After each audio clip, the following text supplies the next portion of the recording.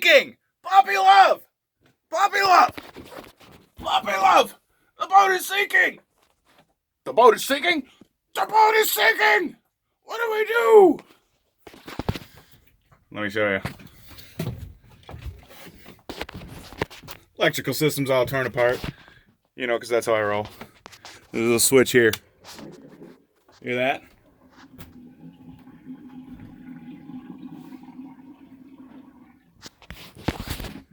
Five count.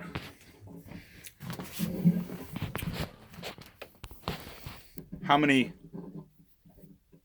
little Dixie cups of water you think that thing's moving in a 5 count?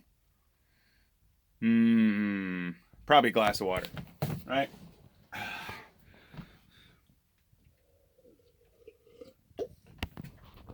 So I've been here for a couple of days. Pump was running. I don't know.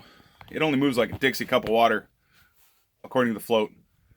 It's a cheap Walmart $30 pump I kind of got and forgot to replace before I went in the water. But anyway, that's normal. Big boats, things need to swell. Everything will slow down. And it did. And then I started playing with the steering wheel when the tides were going out. Woo! Driving the boat, going for a free ride. And the pump started running a bunch again. And I started hearing little trickles at night when everything was quiet. And in the morning when I was sipping my coffee. So I grabbed my light that morning. And I started here. Yep, water there. And then I started in there. I'm not going to dig in there. You'll have to trust me. There's water there. Like a river coming from the back. So I hop down and the rudder post is leaking. And it's got a real weird packing like I've never seen before. I'm pretty familiar with a lot of this stuff, but I don't know everything. I learn stuff every day. I think that's important to realize that, you know, I know some stuff. So, the rudder post is down here in one of my favorite places, the garage. But like every man, my garage is a mess. Puppy loves wine and he wants to be in the video. Puppy love will be in the video in a minute. So I got my garage. Bunch of propane for heat and some tools and wiring. I got lots of wires to do. This guy right here. Get a better shot of it. Alright, there it is. So this is my rudder. Check this massive. It is beefy. I love it. One of my favorite parts of the boat is the friggin' steering arms are just, I don't know if everybody likes that kind of stuff, but yeah, that's awesome. So anyway, I knew that this was here, and I knew it was different, and Tony told me it was cool, it was whatever, and not to worry about it, but it's leaking. And so I called the fella, and he explained to me it's a piece of racing technology that's some kind of plastic bushing up here somewhere underneath in this beam to support the load when you're steering. It's supposed to leak because it's water lubricated. You know, most packings or stuffing box they have a rating. They're supposed to leak a little bit, but then they sit and they quit leaking, and then you spin them and they leak again. But this one's not shutting down, and it annoyed Tony too, and that's why he put this black part here as a rubber gasket, and then this tube to raise the water level up so it wouldn't leak out, which is friggin' genius. Tony, you're a smart fella. But the adhesive is failing, and you can see, I'll give my finger in there. I want to see how many of you guys that see what I'm dealing with here.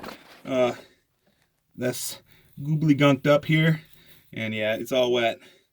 It's all wet coming off my finger.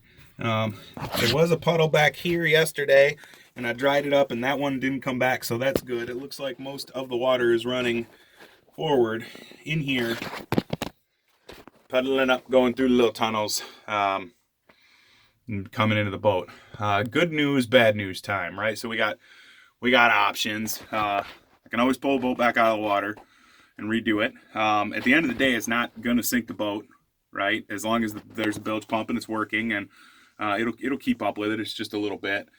But if it's not attended to, or the one bilge I have breaks, you know, we're in trouble. So I got on Amazon and I ordered me another bilge pump. That's first and foremost. Second of all, my theory here, and you know, feel free to drop some things in the comments here if you guys got any advice on this. I could use some help.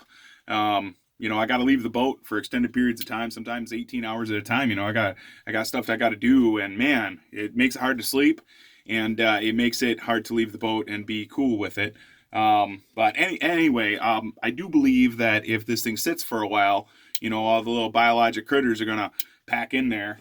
It's already slowed down. It has slowed down, and I think if I just don't touch the steering wheel for a couple more days, even if it takes a week, like I'm not planning on going anywhere anytime soon. You see all these wires? And you see those gray batteries? Those are some crazy kick-ass battery my buddy Heath hooked me up with a while back, and I got 12 of them plus 2 more. I got like 1,200 amp hours of batteries to hook up and all kinds of solar panels. So I got plenty of stuff to do before we head home. I got to stand up. My legs are getting cramped down there in the garage. So anyway, I'm hoping that it seals up. If not, I'm probably not going to worry about it until the boat comes back out of the water. We'll try to do something. One of the suggestions Tony had, thank you, Tony, for being so tolerant of all my craziness. I'm sure I try not to bug him, you know, about anything I can't solve myself, but this one's just stuff I'm not familiar with, you know. And anyway, most people sell you a boat and they don't ever talk to you again. This guy's like my phone a friend, right? Tony suggested that the boat might not be ballasted quite correctly, and it's putting too much pressure on the back of the boat. But you know, I've looked at it and looked at it and looked at it, and it seems like it's actually ballasted rather well. Oh, this is Puppy Love's boat. We've been adventuring. He's been digging it, but it's muddy out here. Haven't seen any really cool critters for days because I got laid up. I had to heal up. Mr. Love.